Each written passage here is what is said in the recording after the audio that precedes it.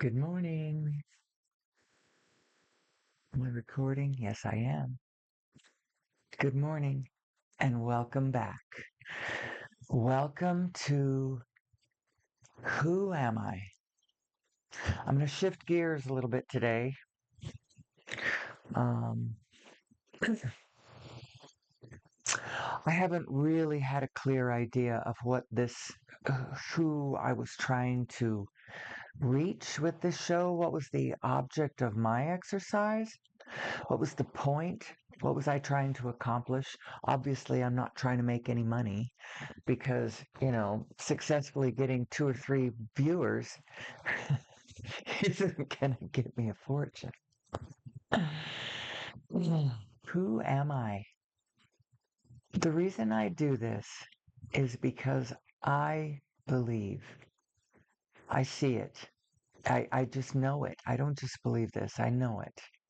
mm, I really, really believe this. I'm not sure that our biggest problem is that we don't understand our reality. We don't understand it in a matter of fact kind of way. We are still operating at a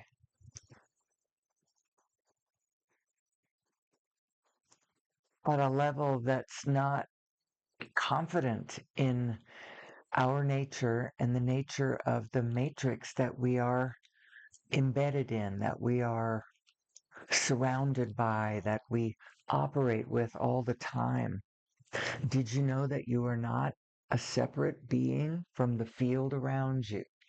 That is something that most people just don't understand.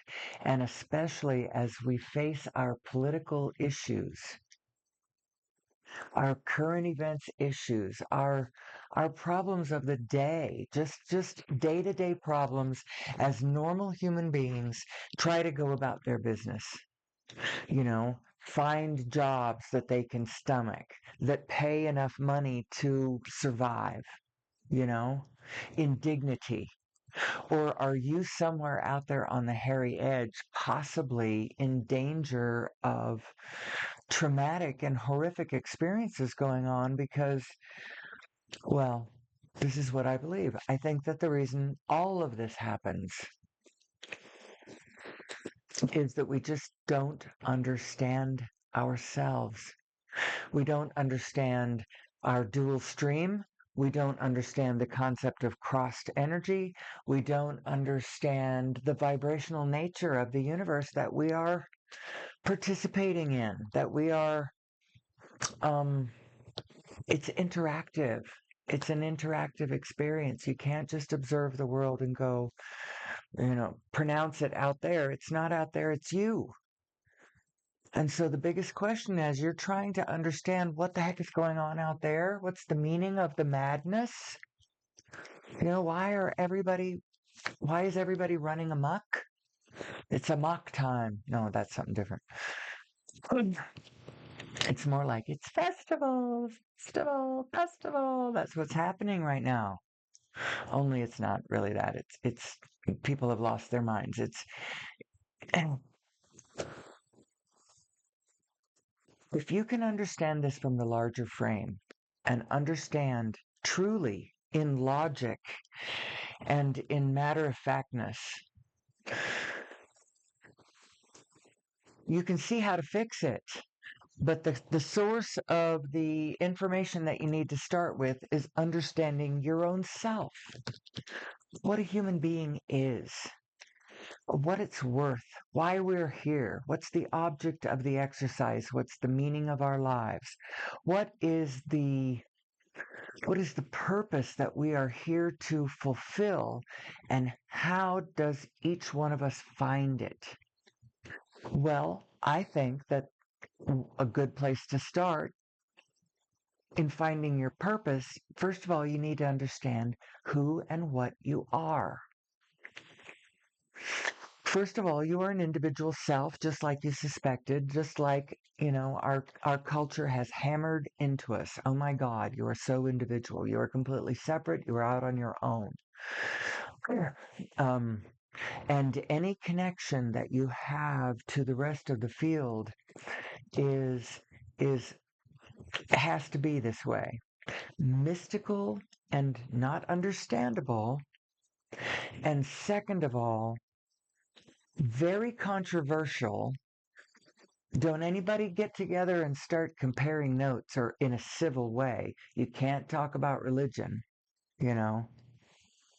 And let's make sure that every child or every group of children is raised with a different religion to make sure that it's even more mixed up. Now, take that stew, shake it up, and that's what we've got. Well, I get it. And it has made for some really spectacular color and inflection through time as these different beliefs percolate and people push and shove each other over. But what's really happening is every step of the way, what humanity does as the organization piles up, as we are allowed to culture and foment or ferment or percolate or whatever in a state of whatever over a length of time, we start tracking history, we start paying attention to there is a part of ourselves that is intelligent enough and to a scale that can see the bigger picture. By the way, did you know that? Did you know that you have a scale in you that is the larger scale? You have a template right there in your consciousness ready to understand yourself at the larger scale. Did you know that? Well, you wouldn't know that unless you, wandering around within your consciousness, you stumble into it and go, oh, wait a minute, if I can do that, and look at how come I can do it. I can do it because this is the way we're made, not because I'm miraculously special. It's because this is what human beings are. And you know what? There's a reason. Because who you really are, or who you also are, it's an aspect of you that goes along with this experiential you that is right there in the field of drama, on the stage with all of the misinformation and the misconceptions. And there's that level of you. But there's all these other layers of you. There's the blood and the bone, the specificity there, your atomic structure, there's your atoms, there's your energy field, there's you as a signature, what you look like when you get farther away from your physical space is the body that you inhabit is broadcasting a whole field of information that is everything from your thermal signature. You're a carnal engine burning at 98.7 degrees for pretty much your entire life. If it's ever any different than that, you're having a bad day, and your outpouring signature is also a broadcast mixture of your two selves. And who are your two selves? Well, one of them is your source-based self, the one that is the whole thing, that is you as the field, that is you as everybody, that is you as all of the atomic structure everywhere around me. That is also you. And then there is you, specific you, and both of these yous have an I. Did you know that? Both of these yous have an I. Think of them as apertures at the center of a vast vortex of spin. One is the entire universe of spin. Do I hear tippy-tappy toenails? I think my door is open enough that he can get in. Rook? Nah. And the other one is a vortex at the center of your own analytical, your specific self, your individual self has an I. And then your source self has an eye, but it also has an eye through your eye if you'll get them lined up. And if you get those two apertures lined up with one another, then you can see through the eyes of Source, at least on the little space on the grid where you are. And there's another thing that you can see from where you are without having to experience it. It has to do with love, because anything that you love, your eye opens up to, and you're capable of seeing. It reflects back to you information, data and information. You're open to data and information. Far from love being blind, love is the eye that sees. And your universal eye is just nothing but love. It's love of the whole thing, appreciation of the whole thing, understanding that without the little parts of it, the whole thing isn't anything. And so it's this deep, connected.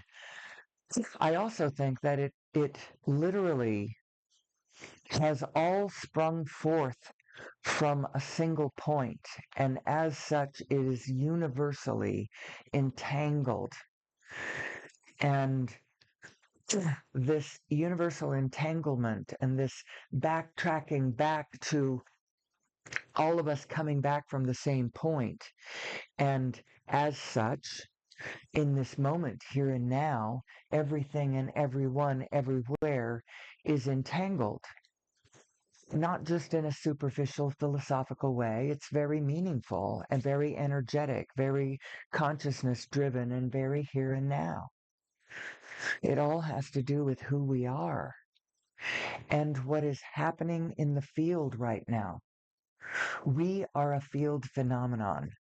And this little experience that the America is having, it's an exercise, and it's going to be really painful for us. I'm sorry, but it's growing pains. But I'll tell you where we're headed. There's just no question about where we must be headed. There is no other destination. We are headed for an understanding that all of humanity is one morphogenetic field of information and action and purpose, but it's not just dry like that. It's playful. It's going to have to do with theme parks and fabulous places to live and magnificent restaurants and um, transportation systems to circulate human beings around the planet in an orderly fashion so that humanity can experience itself, anything that it wants to do, anything that any being feels driven to do, there is a way, an avenue to express it, because we collectively understand who we are and that our desires are really, really important. Our desires are driving the machine, and our collective desires are driving the collective machine.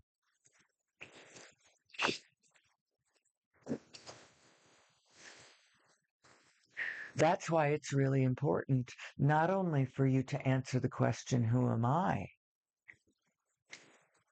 But for us to answer the question, who are we? But for I to answer my question, who am we?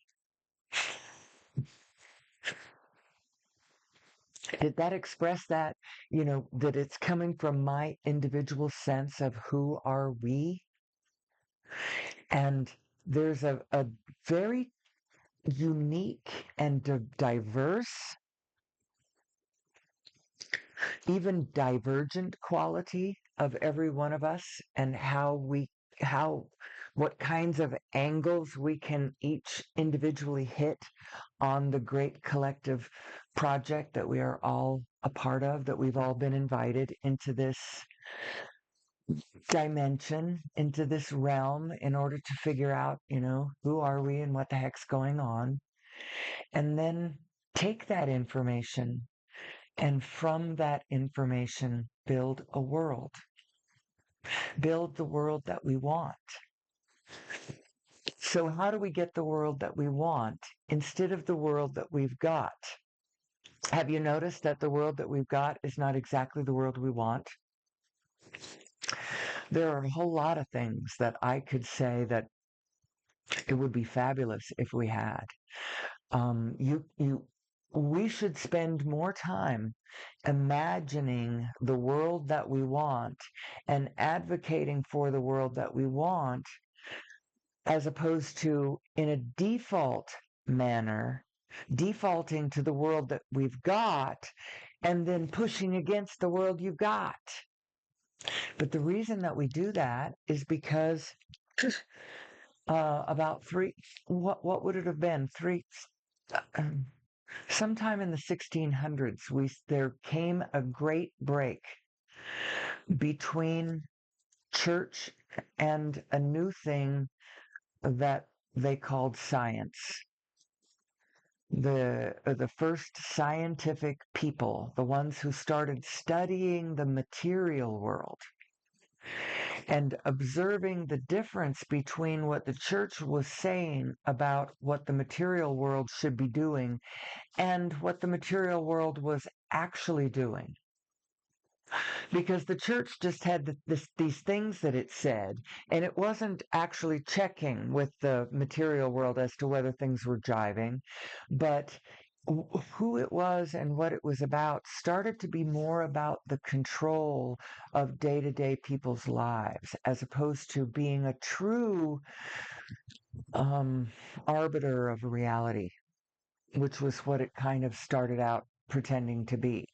Or maybe it was at the beginning. The church was an arbiter of reality, somebody that was explaining to you, this is the world, this is the nature of the world, this is what you need to do in order to be safe in this scary, dangerous world. There's these kind of forces and these kind of forces, and you have to do these actions, and these people over here, they're anointed to help you cross the border and make it from safely from here into heaven, instead of, oh my gosh, if you don't do that, you're going to fall into hell and be there for eternity. And you wouldn't want that, would you?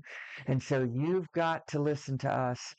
And people started noticing the difference between what they said and where it really got provable and noticeable, and where the trust was completely broken, because observable truth, what you could see with your own lying eyes, and what the church said about it and would torture you to freaking death for it, was something that you couldn't ignore anymore. And so there was this great break with the church, and then at some point there was kind of a truce that happened. And the break happened, the actual break happened with the truce, where the church sort of said, okay, you go study the material aspects of the world. You go study the material world. That's not what we're interested in anyway. We are interested in your eternal soul, in spirits, in the Holy Spirit, in God, in Jesus, in death and life, and stuff that you don't know anything about anyway. So you go look at your shit and we'll look at ours. And so there's been a break ever since.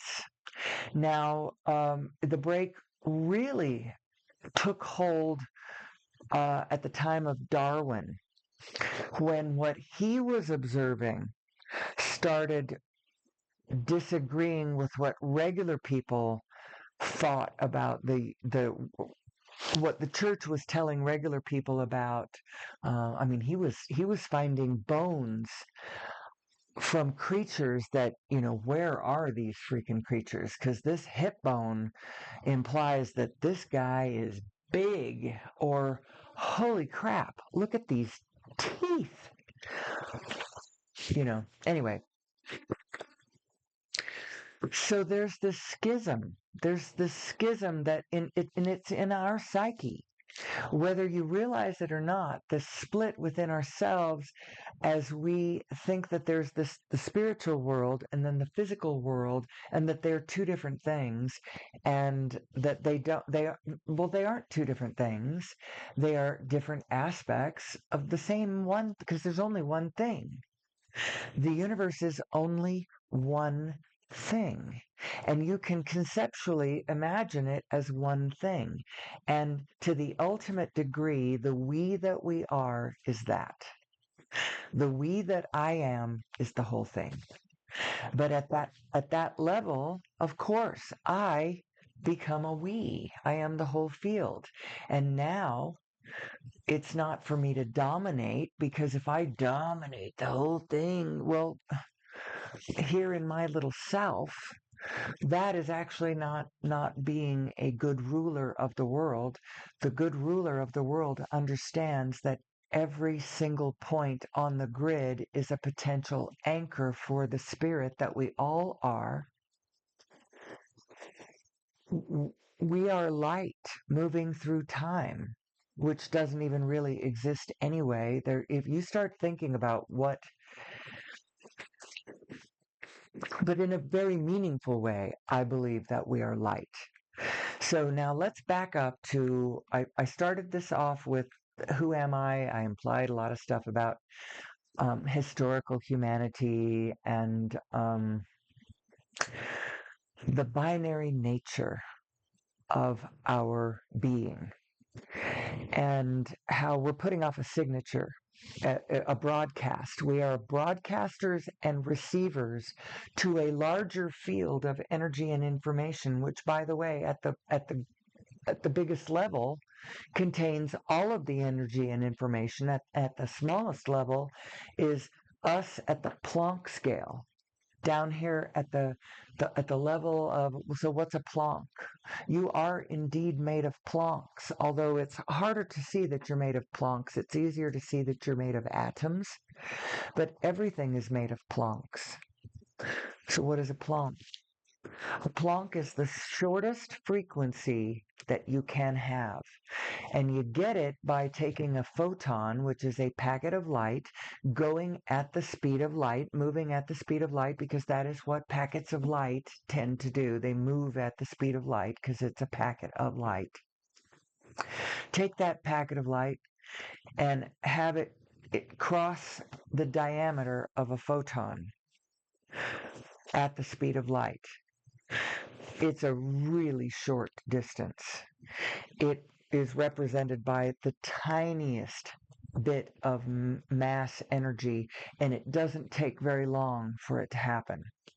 All of those are the three Planck units: Planck time, Planck mass, Planck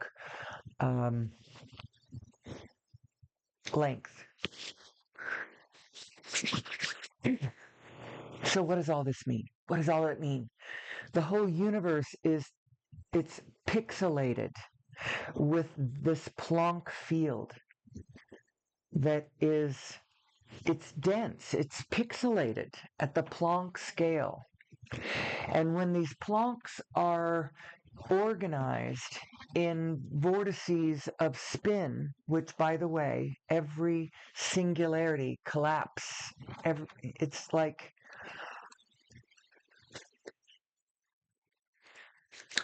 the structure is all spinning black holes of denser or less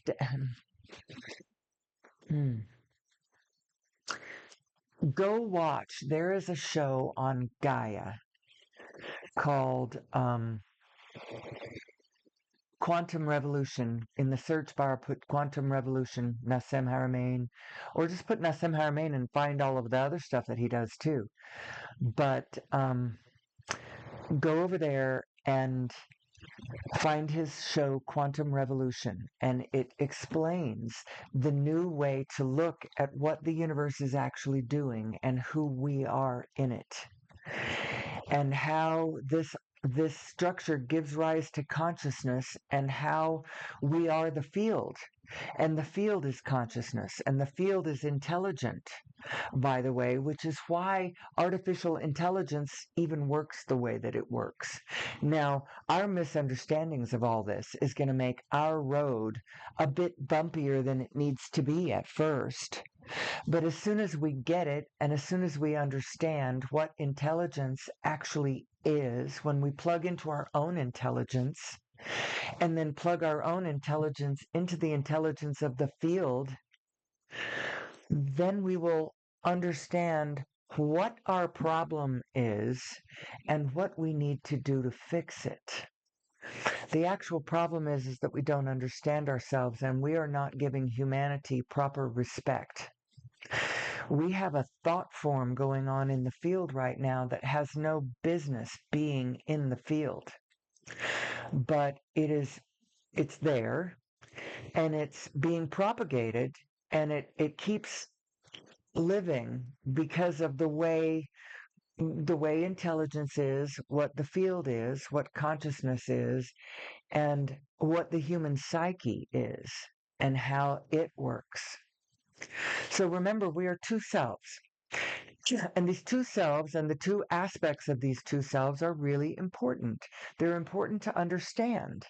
They're important to understand as you try to understand your own life. And as we try to understand our lives and what it means, for instance, to be an American, it's interesting if you go back to the old Pledge of Allegiance. I don't know whether children even are asked to take this Pledge of Allegiance anymore. Right now,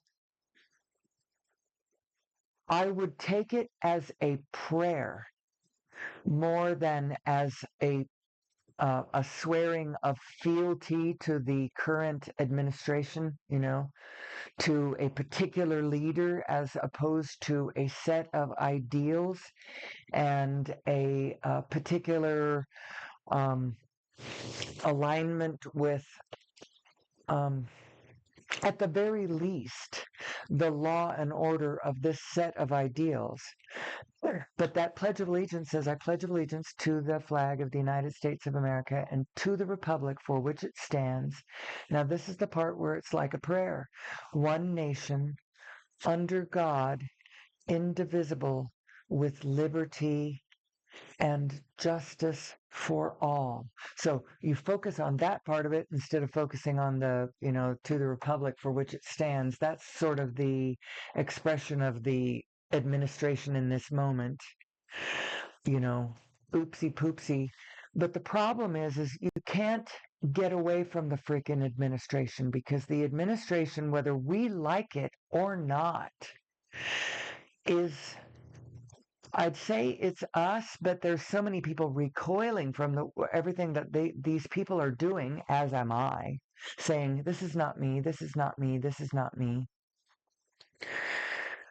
And so one is left with the question, well, who are we? And we've got, this was so painful back in the mid 1800s, 1860s to be exact, when the nation went through this before, as we tried to be split from one another, but then we couldn't split from one another. Now, it's actually better, because the split is happening geographically all over the place. It's not so north and south. And so the north could split from the south. This is more like the, what would be a good analogy? This is mixed ingredients trying to separate from one another, as opposed to this region and that region.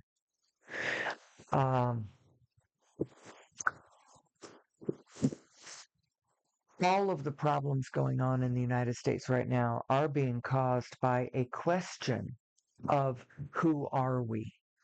What does it mean to be a human being? What is the value of a human being? What is our nature? Why are we here? What is the object of the exercise? What would make us safe? what is the actual problem with us? And it's only through the correct identification with what the actual problem with us is that we will identify what the solution to our problems, what that would be. Because I think we're incorrectly identifying the problem. And just like, so there's occasionally you run across something that strikes you as being a significant analogy to something in Greek mythology. And you go, oh, no wonder the Greeks had a myth about that, because it's a picture that's trying to illustrate a greater propensity within human behavior. And the one I keep coming up with lately is the Hydra. And the recognition that the problem is not the form that you're looking at. Because if it's just the form that you're looking at, we'll just lop off that form and your problem will be solved, right? Well, no, because what happens is that the same thing grows back tenfold. You keep lopping it, lopping it, lopping it. You're the problem, you're the problem, you're the problem. Well, that's not what the problem is, because the problem is actually a thought form coming from a misunderstanding of who we are and how we function. I'm telling you, like it or not, there is a deity inside of every one of us. There is a wholeness. There is an integer. It's the hologram. It's the vibrational essence of the allness, is what it is. Abides in every one of us. It is our source. It is where life springs from. It is where the energy of our life comes from. It's where the meaning of our life comes from. And you can't escape from it. And it's pure positive energy, and it is nothing but delightful, and it is nothing but love and eagerness and energy and inclusion and possibility and ideas of taking this great smorgasbord of life and what can we do with it. That's her energy. That's all she is over there. And she is you, and you cannot escape from her. And she delights in everything, and she sees everything as perfect and wonderful, and she wishes that you would just get on with the fun of life, because that is what she is all about. Although at the same time, she recognizes that you are functionally dealing with the realities of life. And she sympathizes she's so grateful for everything that you do. And she is also you, by the way. So I've been talking like they're two selves, and they are kind of like two selves. But you are those two selves added together. And by the way, it makes a whole nother thing. Now, let's go back to these two selves that you are, though. They are two streams of energy. They are two streams of data and information flow. They are two apertures of of focus. They are two apertures of vision. One incredibly choked down. You as your individual self, you are responsible for the specificity of the materiality of your experience right here on the grid, right now, all the time. That's who you are. But you have this other aspect that is also you, that is inclusive of the whole field around you. And this self understands that the actual proposition is not win-lose, although from a gentle place, you can play a bit of that, and it helps make the whole field stronger. It helps, the collective immune system. It helps everything be better to do a little bit of that. And we find competition fun. So, there's nothing wrong with some of that. But when you get right down to it, all the way down to the baseline fundamental layer of reality, it's not competition. It is win-win, win-win, win-win, win-win, win-win, win-win, win-win, win.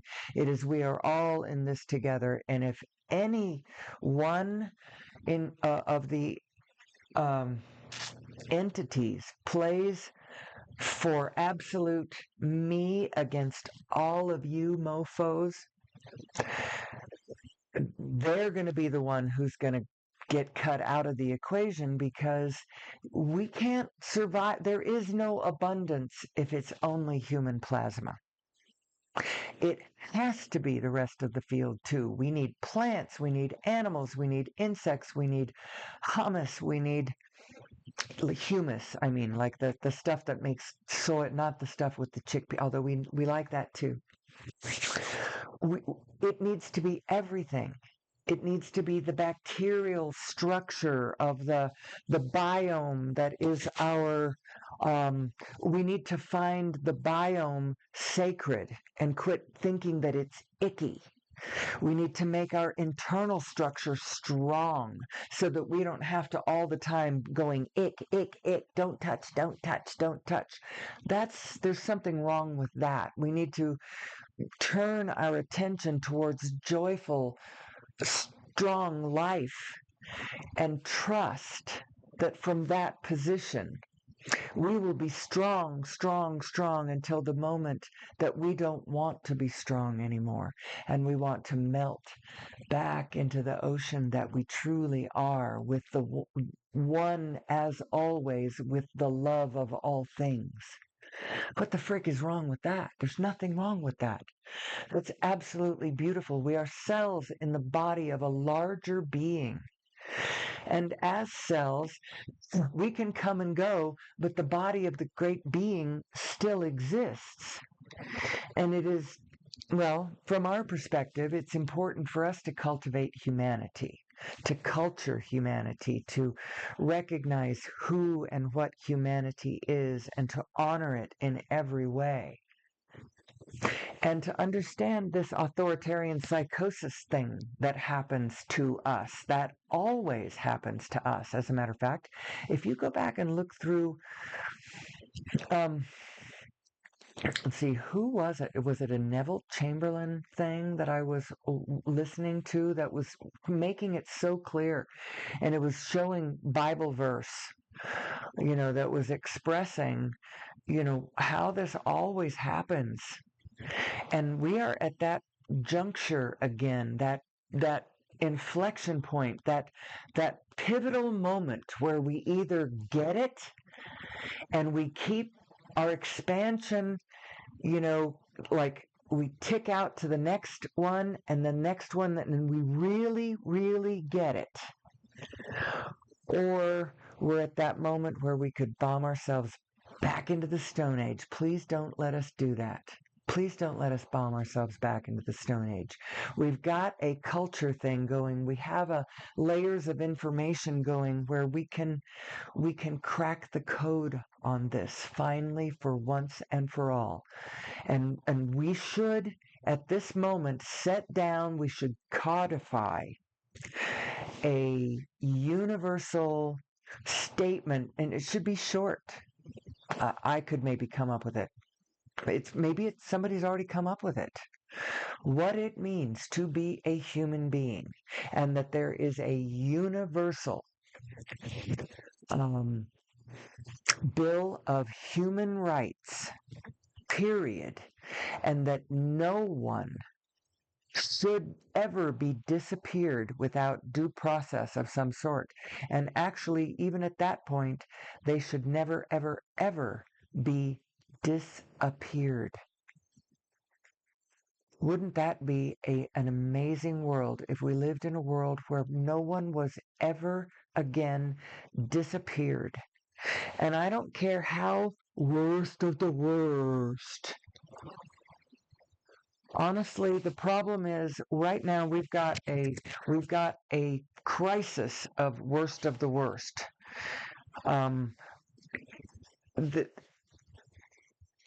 Because man, I can see something right now, and I want to pivot to shifting the way I talk about this. But I got a swift analogy of. Do you remember there was a Dr. Seuss book about Sneetches? And I can't remember what the name of the book was, but it's about Sneetches, and some Sneetches have stars on their um, chests, and others don't have stars on their chests. And it's understood that the ones with stars are much, much better than the ones who don't have stars. And so the ones without stars figure out, well, what it is this flim flam artist comes into their vicinity with a contraption, because Dr. Seuss loves contraptions. And this contraption, if you pay him $1 or whatever, he'll let you go through the contraption, and when you pop out on the other side, you've got a star on your belly. And so then the Sneetches that have stars, they're parading it around the ones who have stars, saying, "Hey, we're as good as you." And the ones who had the stars, they're like, "Oh my gosh, wait a minute, what are we going to do?" And so the same flim flam guy comes to them and says, "Hey, come through my machine and I'll take that star off of yours, and then now you'll be able to tell that you're the special ones." And so he's got everybody going every which way, taking the stars off, putting them back on, depending on. And finally, it gets so mixed up, and nobody has any money left. Nobody can tell who is who. And the guy with the flim flam machine, the flim flam man with the contraption, has everybody's money. And now all the Sneetches are left looking around, going, how can we tell who's the good ones and who ain't the good ones anymore? And lo and behold, they have to just decide that, hey, everybody's good. Anyway, it's a good story. It's a good story. Why did I think of it? It's because, what was I talking about? Well, it's relevant for obvious reasons, but there are other reasons too. Had to do with that machine, that contraption to, anyway, never mind. Let's go back to the narrative, because my whole idea is that we need to understand our own equipment, and we just need to understand it from a matter of quit pushing against it so hard, quit resisting it, quit acting like it's tribal or whatever. In actual fact, the truth includes everybody's religion, and once you swallow the nugget of truth, that miracle lens that makes you understand what you're looking at as you gaze around you, you realize why everyone's religion inflected the way that it did. And you no longer go, which one of the religions is true? Is it that one or is it that one? Oh, it's none of these. None of them are true. It's this one. No, no, no, no, no, no, no. Every religion is like the elephant of the blind men and the elephant. That little story. And we shouldn't be arguing. We should be adding everything up, comparing notes, going, well, what does it look like from where you are? Well, what does it look like? Well, you know what I think? I think that we're broadcasters and receivers to a larger field of information. Ooh, oh, that's an interesting thought. And you know what? One of our vortices of being, one of our two selves, is pure, positive, forward-looking energy that contains all the information of all things. Funny. And then this other one is, this spin is up to you. Are you spinning in harmony with your greater self, or are you spinning contrary to your greater self? It depends. So where is your mind going? Where are your thoughts bound up? Do you spend a lot of time thinking about how awful your fellow human beings are? Our fellow human beings are, I want you to know that there is no bottom to the awful that humanity can be. There is no bottom to it. But don't let that discourage you, because it's just part of our divinity. We are divine creatures, and our horribleness is just as divine as our wonderfulness. You just have to individually decide who you are. But don't decide it from an outward position. Go to the inside and decide who you are from the inside. And then you will find that it just naturally flows to the outside, and you don't have to worry all the time about being afraid or wondering what to do or what will anybody else think or what is anybody else doing. You don't have to do any of that. Just get your two streams in alignment with one another. Remember, you got one that's pure positive energy and information and connected to all the rest of the field. And it's you as your wisest, biggest self. And you can get all worked up about how grand that is. And sometimes I do, and I find it fun. You may not. It may not please you to look at that juxtaposition from that direction. It may make you feel unsafe, but it shouldn't, because truly,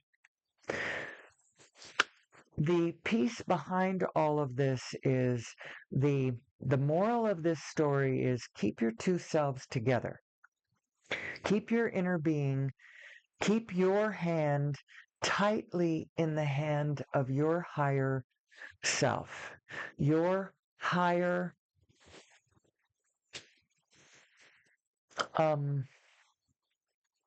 perspective. It's actually you from a larger, higher overview kind of perspective. There is a you that is sort of right above you, connected to everybody else, but the pinhole is through you. So this particular God-based you is centered upon what you see, what you know, what you think, and what you want. That's why it's so important. It's like my giant. It's like my special piece of the equation, of this really, really grand, magnificent, spectacular equation that you are a part of. And that the part of you that is the most interesting part of this is a seed that is inside of you. It's the God thing, but it's not out there, although in a mysterious way it plays out there. It does. And the energies of our archetypes of the psyche of the human being, they're playing out all over the place out there too. Every human emotion resonates with others in that emotion, and they come together in that emotion, and then they act from that emotion. And when you look at it that way, oh, that's the god of anger right there, rushing the capital. It's Shiva, it's demons, it's Loki, it's all of that. It's mythological. Joseph Campbell would have absolutely totally recognized the mythological paintbrush every freaking where. And you in the middle of this, who am I? Who am I? I'm a cell in the body of humanity. I am a hero, a heroine on my journey, to be that which I am. And what is the object of the exercise? It's joy. It's fun. It's beauty. It's play. It's life. It's eating. It's all of the necessities of life, of, biological existence. It's all of that. It's helping to co-create the abundance in a field of abundance around me. Why doesn't it look like that? Because everybody's trying. They're playing a different game. It's an us versus. They think it's an us versus them game in a finite pie of a zero sum. Wait a minute. It's win-win. It's win-win. Why are you playing at win-lose? I don't want to see a bunch of bloody losers on the battlefield. But you know what? It can be win-lose too, but only when we've got it way, way, way, way wrong.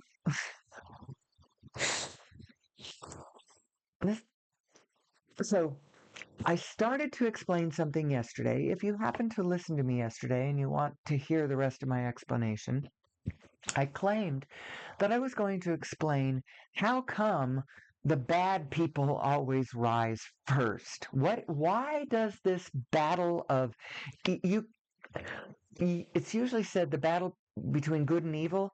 It should be said the battle between evil and good.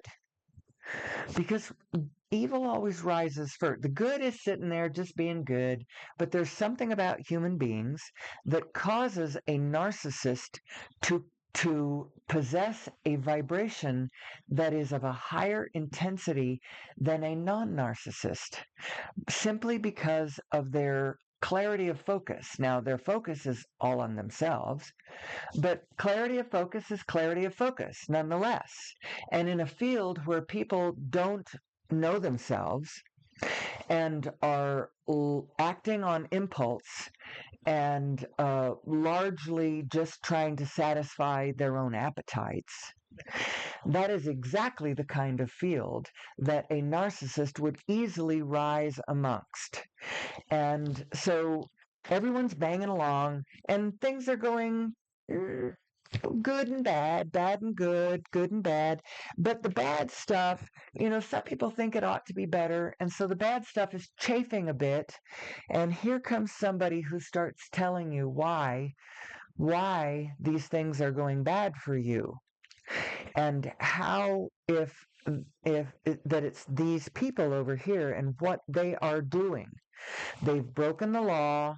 They are bad people. They are the worst of the worst. They're taking your jobs. They're taking your space. Look at what happened to those people down here by the border when somebody crossed the border and something bad happened to those people. See how that supports my narrative. And da da da da da da.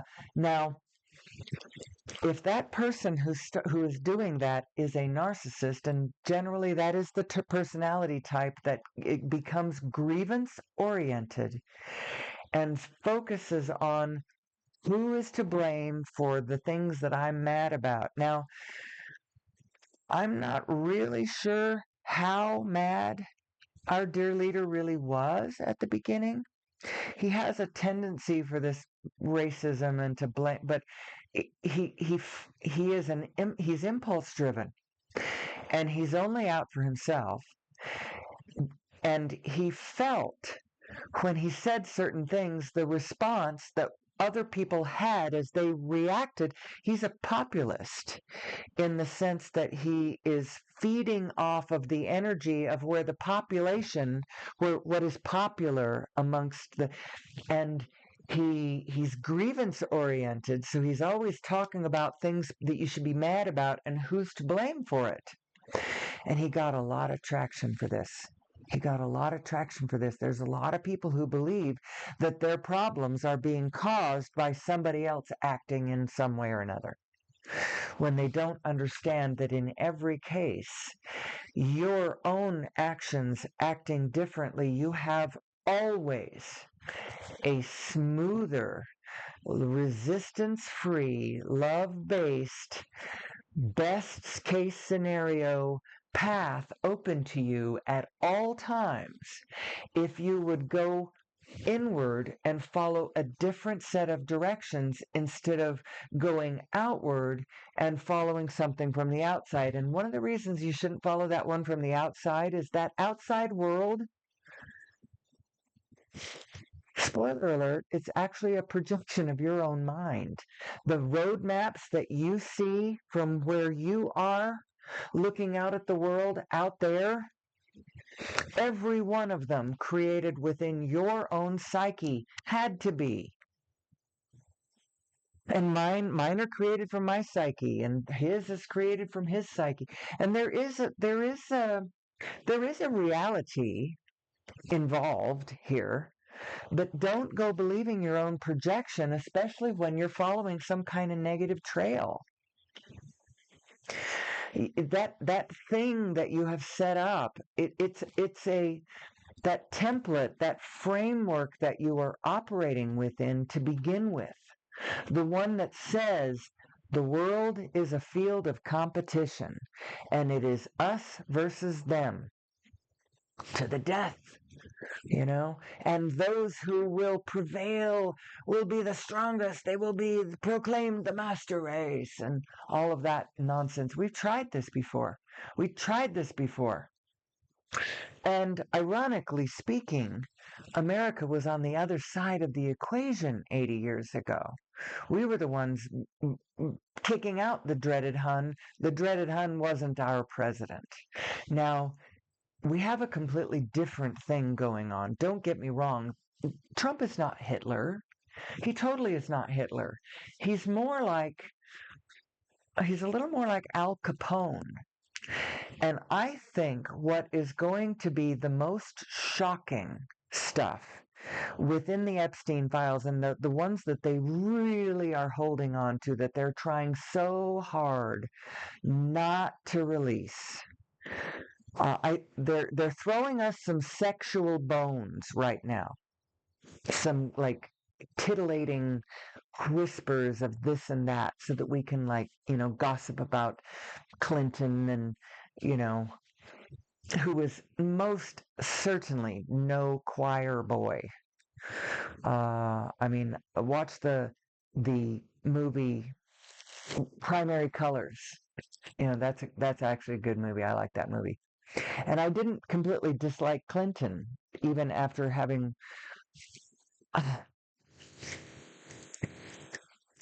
I think the really salacious stuff in the Epstein files, and I don't know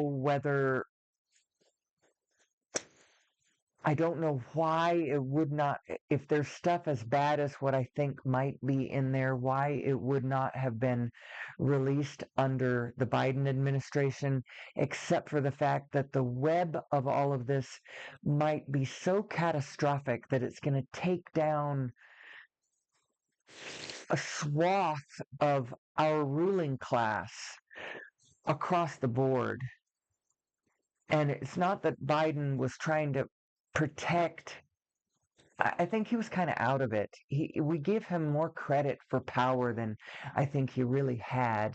More of the deep state, really what the deep state being the machinery of the unconscious government. That might be what you could call the deep state, was just, I don't know. But I think the really good stuff in there is going to be financial and potentially murderous. I think there might be, now why murdery things wouldn't have been, but I think blackmailably financial stuff that might have implications to darker actions that were never followed, that could have been followed.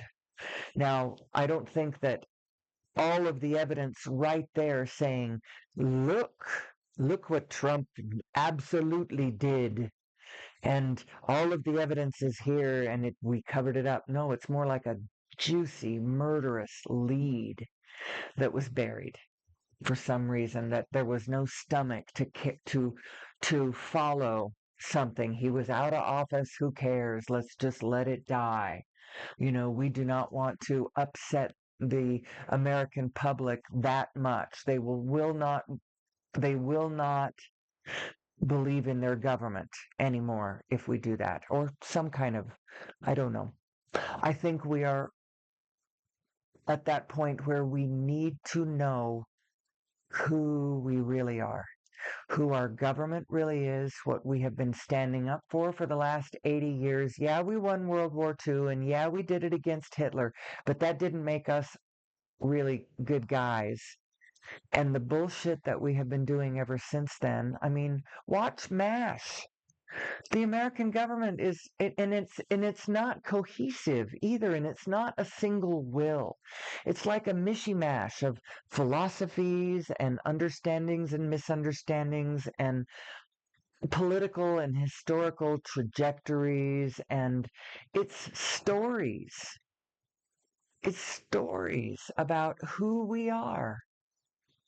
And so here we're coming up on the 250th anniversary of 1776 and our first um, rise as America when we overthrew the autocrat George III and declared ourselves free and independent.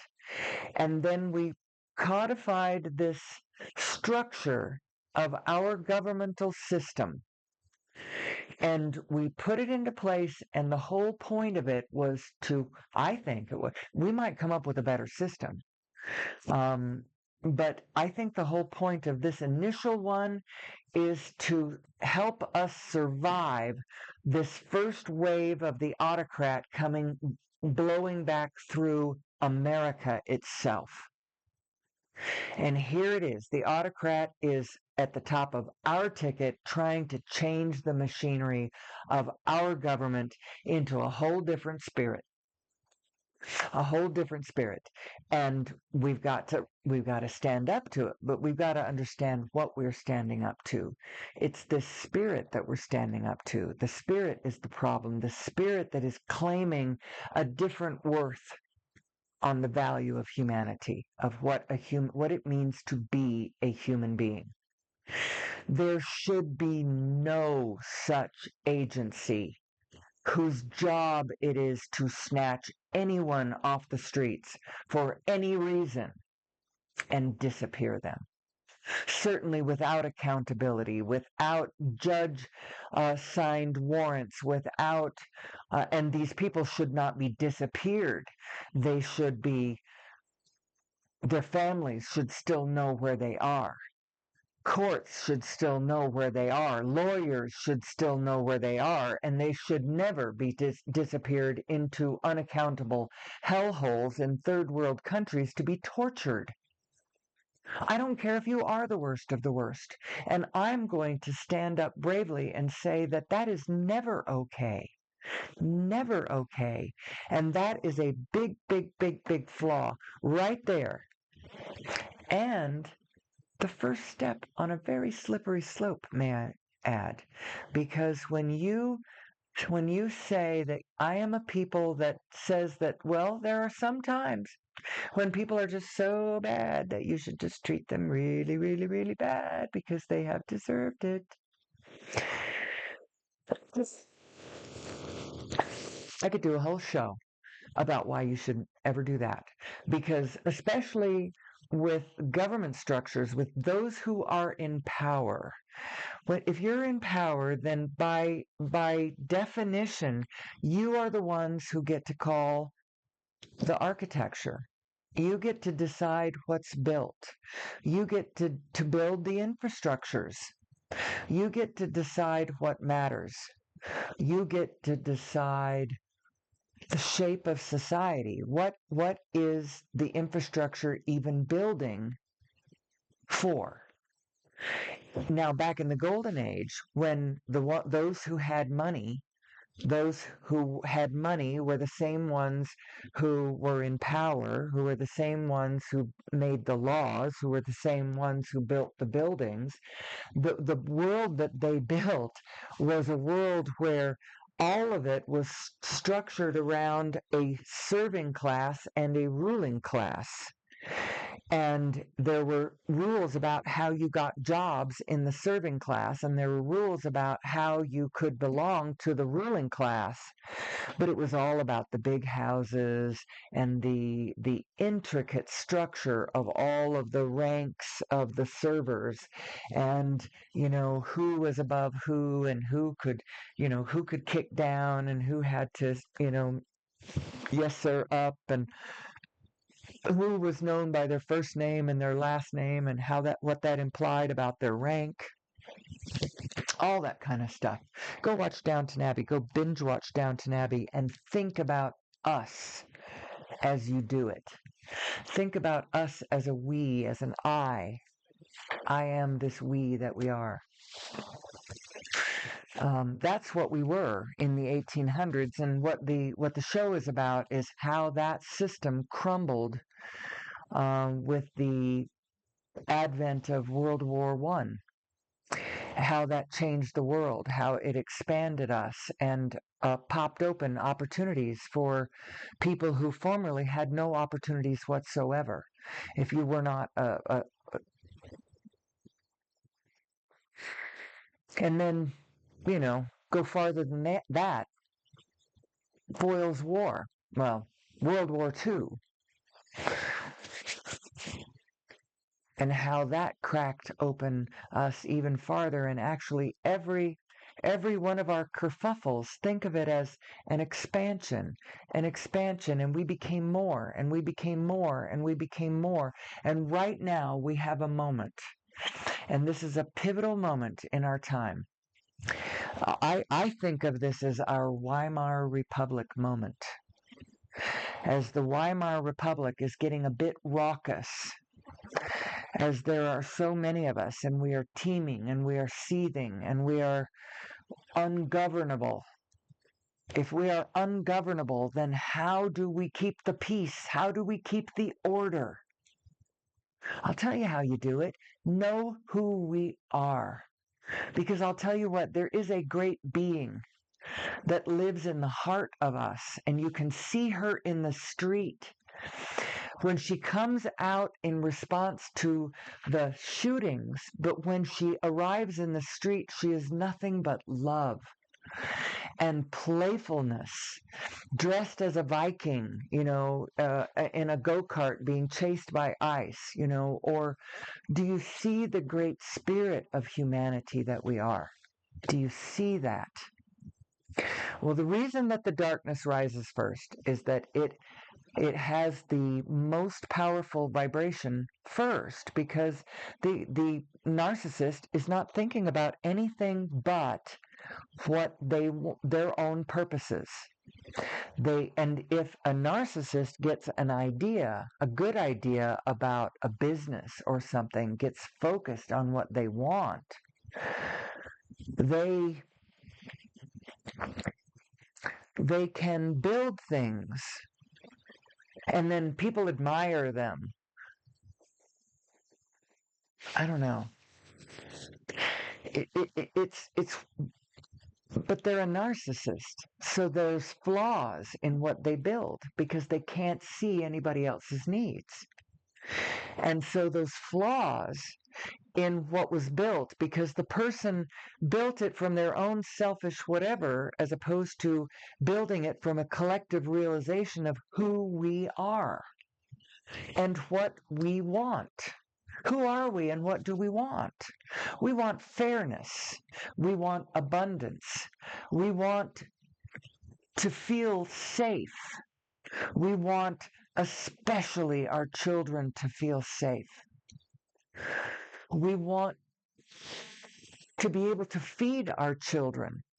We want the community to help us raise our children, but help us raise them in love and a kind of collective neutrality, because I don't want other people like indoctrinating my kids with their weird religious ideas. We want a secular world that we all share, that recognizes our humanitarian value. We need to understand that from a collective standpoint, especially from a collective. Oh, there's my dog. Hey, look, up there. Good boy. Good boy. Hold on, my eyesight is. I'm back. Oh, except I don't have my mic on. So, what's the conclusion?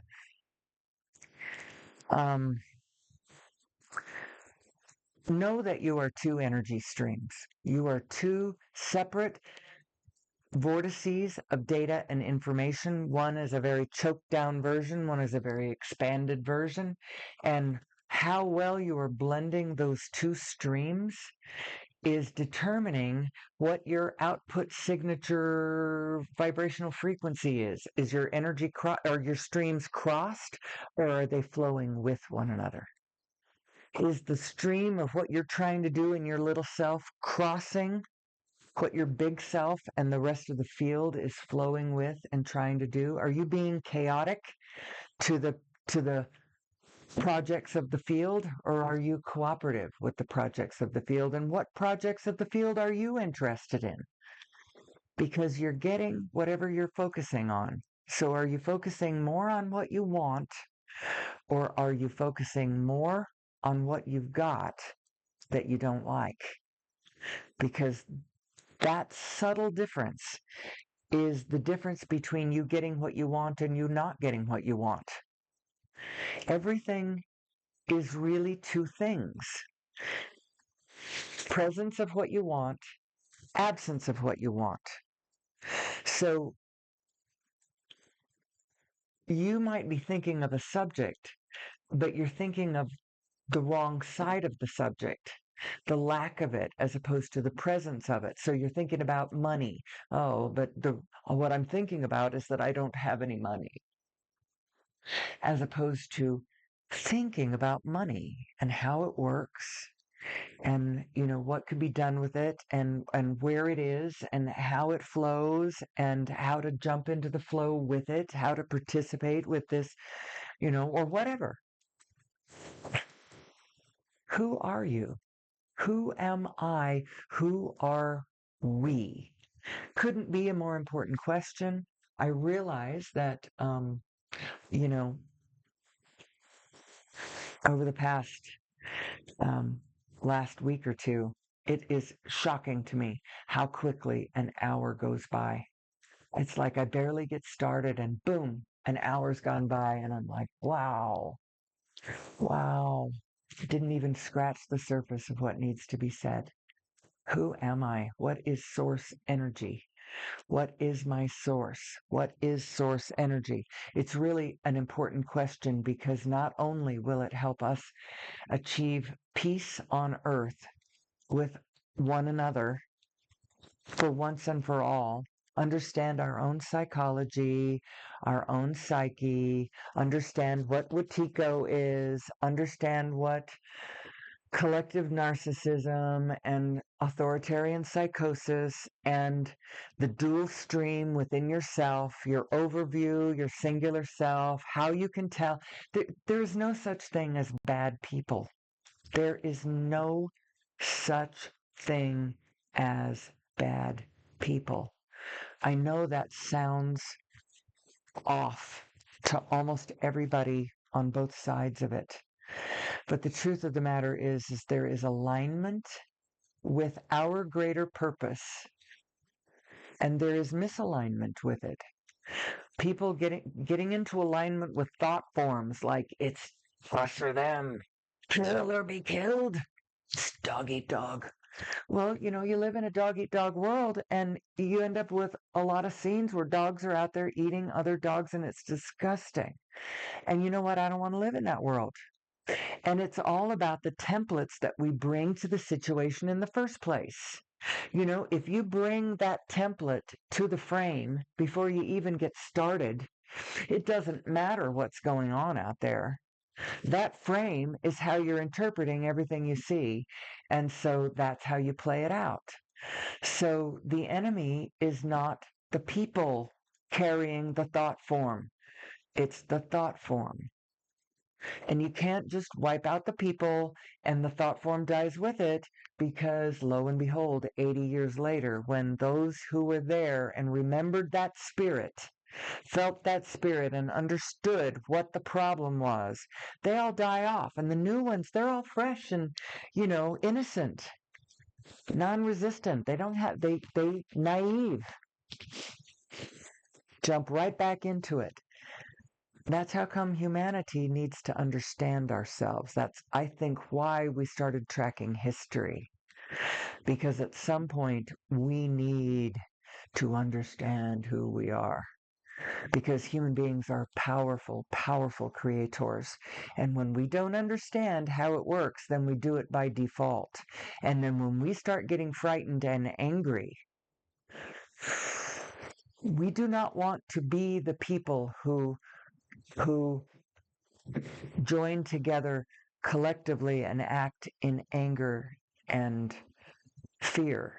We want to be the people who band together and act in love and connection and purpose. And that's all I have to say about it for today, but I have plenty more to say about it to everyone involved. And I am not part of any organization. I am a complete maverick out here. The only organization that I belong to, other than my rewards um, groups, the airline rewards and the hotel rewards and the rewards at Costco and that kind of stuff. Except for those, the only other group that I belong to that's organized, well, that's not quite true. I was going to say my bowling team.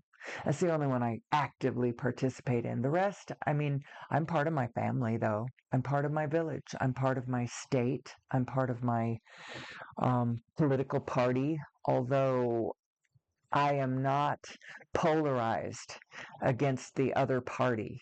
I just happen to be acting from one party. And I probably should re-identify as an independent. But I'm not sure that this is the moment to do that. Maybe it is. I don't know. I am a maverick, though. I am all by myself. I represent no one else as I speak. And so some people will take that and completely discount me. And others will take that as creds, bona fides. Maybe she does have something because she's not being polluted by outside whatever. I will join the right organization when the time comes, or maybe I will form the right organization when the time comes. But until then, I'm just trying to understand who we are and what the F is happening. Because I don't, I want my world to flow peacefully and beautifully and effortlessly into a world where we understand ourselves, where we understand ourselves. Anyway, I ramble. I ramble until tomorrow, where I may be back to ramble yet again. You do the best you can. And if you're interested in hearing more of my take on things, I'll be back. At some point, I might even have the courage to start live streaming again. But what I really need to do is come up with a cover. I need a cover plate for my show with a picture of me and a certain kind of art that